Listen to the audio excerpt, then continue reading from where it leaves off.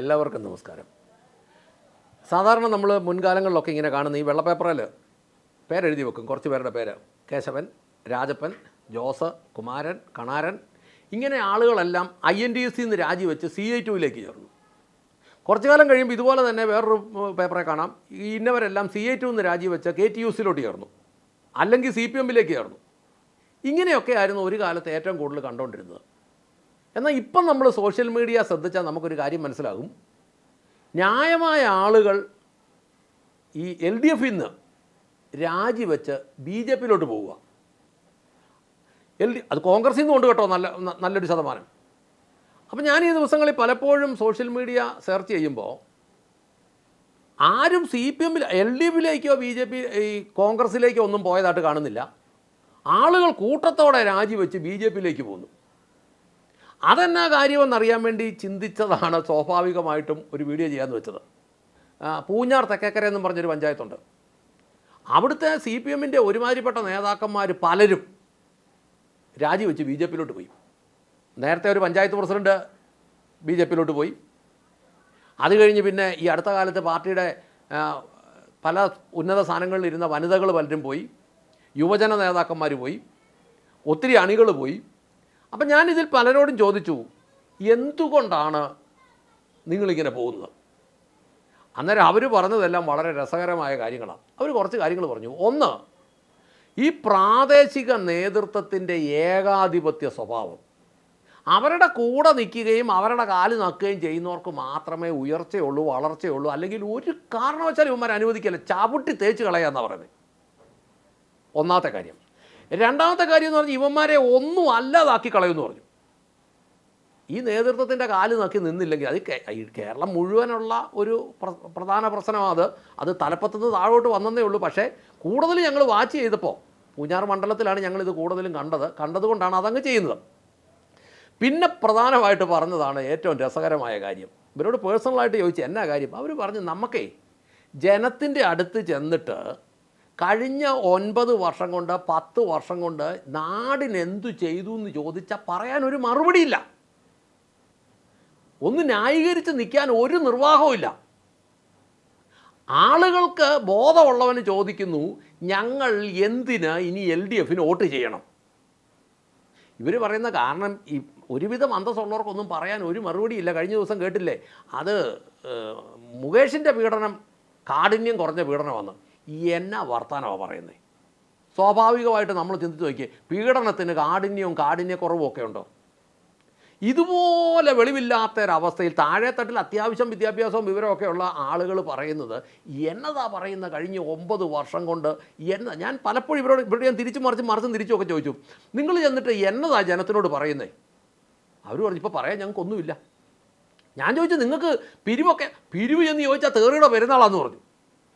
എന്നാന്ന് ചോദിച്ചാൽ ആളുകളുടെ വീട്ടിൽ ചെന്ന് പിരിവ് ചോദിച്ചു കഴിഞ്ഞാൽ പണ്ടൊക്കെ കൊടുക്കുമായിരുന്നു. ഇപ്പോൾ ഈ അടുത്ത കാലത്ത് എനിക്കറിയാവുന്ന ഒരു കടക്കാരൻ പിരിവിന് ചെന്നപ്പം ഈ LDFകാർ പിരിവിന് ചെന്നപ്പോൾ ഒരു 500 രൂപ എടുത്തോട്ട് പറഞ്ഞു, മനസ്സോടെ തരുന്നതല്ല, പന്നിക്ക് തീട്ടം കൊടുക്കുന്ന പോലെയാണ് തരുന്നതെന്ന് പറഞ്ഞു. അതുപോലെ മടുത്ത മനുഷ്യൻ.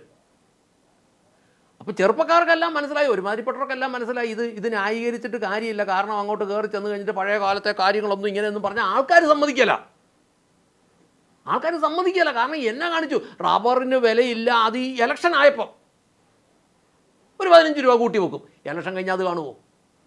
ഒന്നുമില്ല. 100 കൂട്ടം കേസുകൾ. ഞാൻ ചോദിച്ചു, കേഫോൺ എന്തിയേ? അവർ പറഞ്ഞു, അയ്യോ അതിൻ്റെ കേസൊന്നും മിണ്ടരുത്, അതൊരു 10,500 കോടി രൂപയുടെ അഴിമതി ഇടപാട്, അതിനെക്കുറിച്ചൊന്നും ചോദിക്കരുത്, പറയാൻ ഒരു നിർവാഹവുമില്ല. ഞാൻ ചോദിച്ചു, ക്യാമറയുടെ കാര്യമായി മിണ്ടിയേക്കരുത്. അപ്പോൾ ഉദ്യോഗസ്ഥന്മാരുടെ ശമ്പളവും പെൻഷനും ഒക്കെയോ? അതൊന്നും. അപ്പം ഞാൻ ചോദിച്ചു, പിന്നെ നിങ്ങൾ എന്നതാണെന്നാണ് ജനത്തിനോട് എന്ന് പറയുന്നത്?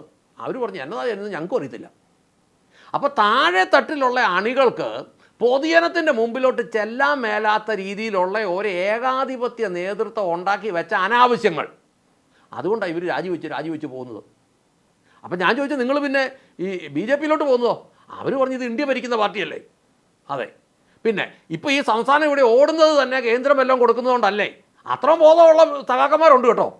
ഞാൻ ഓർത്ത് ഇവന്മാർ വെറും മണ്ടന്മാരാണ്. പക്ഷേ വെറും മണ്ടന്മാരല്ല, അത്യാവശ്യം ബോധമുള്ളവരുണ്ട്. അവർ പറഞ്ഞ് ഇവിടെ ശമ്പളം കൊടുക്കുന്നത് കേന്ദ്രം ഉള്ളതുകൊണ്ടാണ്, ഇവിടെ അരി കൊടുക്കുന്നത് കേന്ദ്രം ഉള്ളതുകൊണ്ടാണ്, ഇവിടെ റോഡുള്ളത് കേന്ദ്രം ഉള്ളതുകൊണ്ടാണ്, ഇവിടുത്തെ എല്ലാ കാര്യങ്ങളും കേന്ദ്രത്തിൽ നിന്ന് കിട്ടുന്നതുകൊണ്ടാണ് എന്ന് അവർക്കറിയാവുന്ന സഖാക്കന്മാരും ഉണ്ടെന്നുള്ളതാണ് സത്യം. അപ്പം ഞാൻ ചോദിച്ചു, അപ്പോൾ പിന്നെ അങ്ങനെയാണെങ്കിൽ ഇതിൻ്റെ ഇടയ്ക്ക് ഒരു ബ്രോക്കർമാരുടെ ആവശ്യമുണ്ടോ?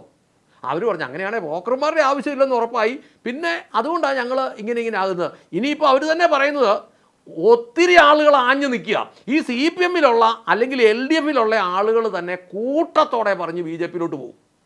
ഞാൻ ചോദിച്ച അന്നേരം നിങ്ങൾ അങ്ങോട്ട് ചെന്ന് കഴിഞ്ഞാൽ ഈ കയ്യിലിരിപ്പൊക്കെ ആയിട്ടാണ് അങ്ങോട്ട് ചെല്ലുന്നത്. അന്നേരം അവർ പറഞ്ഞു ആ കയ്യിലിരിപ്പൊന്നും അവിടെ ചിലപ്പോൾ നടക്കുകയില്ലായിരിക്കും, പക്ഷേ ഇതിനകത്തൊരു കുറച്ച് ആളുകളെ ഉള്ളൂ കുഴപ്പമുള്ളവർ. അവർ തന്നെ തീർത്ത് പറയുന്ന ഒരു കാര്യമുണ്ട്, ഇതിനകത്തുള്ള ഒരു കുറച്ചാളുകൾ അതുങ്ങളെല്ലാം കൂടി ഇപ്പോൾ ഉത്തരവാദിത്തത്തിലോട്ട് വന്നു, അല്ലാതെ CPM കുഴപ്പക്കാരൊന്നുമല്ല.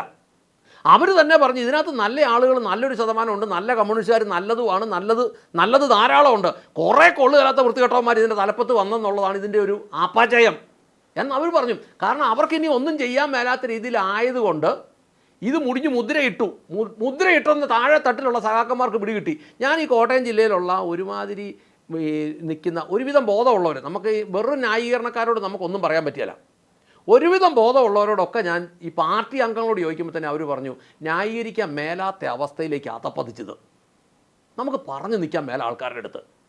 ആൾക്കാർ എണ്ണി ചോദിക്കുമ്പോൾ എന്നിട്ട് പ്രധാനമായിട്ട് പറഞ്ഞ ഒരു കാര്യം, ഒരാൾ പറയുക, പാർട്ടിയുടെ സജീവ പ്രവർത്തനം പറയുക, കഴിഞ്ഞ 10 കൊല്ലം കൊണ്ട് ജനത്തിന് ഗുണമുള്ള എന്തെങ്കിലും ഒരു കാര്യം ഒന്ന് പറയാവോ എന്ന് ചോദിച്ചാൽ ഞങ്ങൾ എന്നാ പറയും? എന്നതാ പറയുന്നേ? സ്വാഭാവികമായിട്ട് എനിക്കറിയാവുന്ന മലയാളികളോട് ഞാൻ ചോദിക്കട്ടെ, നിങ്ങൾക്കറിയാമെങ്കിൽ എന്തേലും ഒന്ന് പറ, കഴിഞ്ഞ 10 വർഷം കൊണ്ട് എന്തേലും ഒരു ഗുണം ചെയ്തെന്ന്, എന്തെങ്കിലും ഒരു ഗുണം ഈ ഭരണം കൊണ്ട് മലയാളിക്ക് ആർക്കെങ്കിലും ഉണ്ടായെങ്കിൽ ഒന്ന് പറ. ഇതിനു മുമ്പ് ഇരുന്ന LDF UDF ഒക്കെ ഗവൺമെൻറ്റുകളുണ്ടായിരുന്നു, ഈ EMS മന്ത്രിസഭ തൊട്ട് ഇങ്ങോട്ടുള്ള ഗവൺമെൻറ്റുകളെല്ലാം കൂടെ വന്നിട്ട് ആകെ ഉണ്ടായിരുന്നു 1.5 ലക്ഷം കോടി കടവേ ഉണ്ടായിരുന്നുള്ളൂ. ആ 1.5 ലക്ഷം കോടി കടം ഇപ്പോൾ 7 ലക്ഷമാണെന്ന് 8 ലക്ഷമാണെന്ന് 9 ലക്ഷമാണെന്നും ഒക്കെ പറയുന്ന ആർക്കറിയാം? ഈയിടെ ഒരു മനുഷ്യൻ പറയുന്നത് 45 ലക്ഷം കോടി രൂപ വരെ കടമാക്കിയിട്ടുണ്ട്, കോൺട്രാക്ടർമാർക്ക് കോടാനുകോടികൾ കൊടുക്കാനുണ്ട്.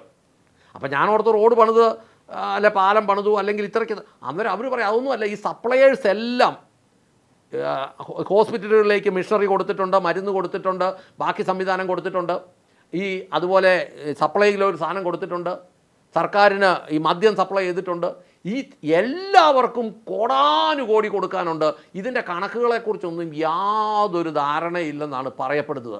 അങ്ങനെയാണെങ്കിൽ ഇതിൻ്റെ താഴെ തട്ടിലുള്ള തലയ്ക്കകത്ത് വെളിവുള്ളവർക്കൊക്കെ മനസ്സിലായി ന്യായീകരിച്ച് നിൽക്കാൻ മേലാത്തത്ര ഇത് അതപ്പതിച്ചു. അതുകൊണ്ടാണ് ഇതുപോലെ കൊഴിഞ്ഞു പോകുന്നത്. പലരും പറയുന്നത് പ്രസംഗിക്കാൻ വിളിച്ചാൽ ഞങ്ങൾക്ക് പറയാൻ വകുപ്പില്ല, എന്നതാ പറയുന്നത്, എന്നതെങ്കിലും ചെയ്തിട്ടുണ്ടെങ്കിലേ പറയാൻ പറ്റുള്ളൂ. ഈ തരത്തിലേക്ക് ഇത് പോയത് കൊണ്ടാണ് കൂട്ടത്തോടെ ഇത് പോകുന്നതെന്നാണ് നമ്മൾ മനസ്സിലാക്കുന്നത്. ഏതൊക്കെയാലും ഇത് ആദ്യമേ പിടികിട്ടിയത്, ഒരു പരിധിവരെ പിടികിട്ടിയത് ഈ പൂഞ്ഞാർ തെക്കേക്കര പഞ്ചായത്തിലാണ്. അവിടെ മാന്യമായ ആളുകൾ പ്രത്യക്ഷമായിട്ട് ഇപ്പോൾ അങ്ങ് പോയി. അങ്ങനെയാണ് ഇപ്പോൾ സംഭവിക്കാൻ പോകുന്നത്. വോട്ട് വരുമ്പോൾ അവർ തിരിച്ച് കുത്തുകയും ചെയ്യും. ഇപ്പം എന്നാലും നാട്ടിൽ വല്ലതും ഉണ്ടെങ്കിലല്ലേ സഹാക്കന്മാർക്ക് ജീവിക്കാൻ പറ്റുള്ളൂ, അത് അവർക്ക് പിടികിട്ടി എന്നുള്ളതാണ് സത്യം. അങ്ങനെയാണെങ്കിൽ ഇതിലും വലിയ ഭയങ്കരമായ പോക്ക് ഇനി നിയമസഭാ ഇലക്ഷന് മുമ്പ് ഉണ്ടാകുന്നത് നമുക്ക് കാണാം എന്ന് ഓർമ്മിപ്പിച്ചുകൊണ്ട് നിർത്തട്ടെ. നന്ദി, നമസ്കാരം.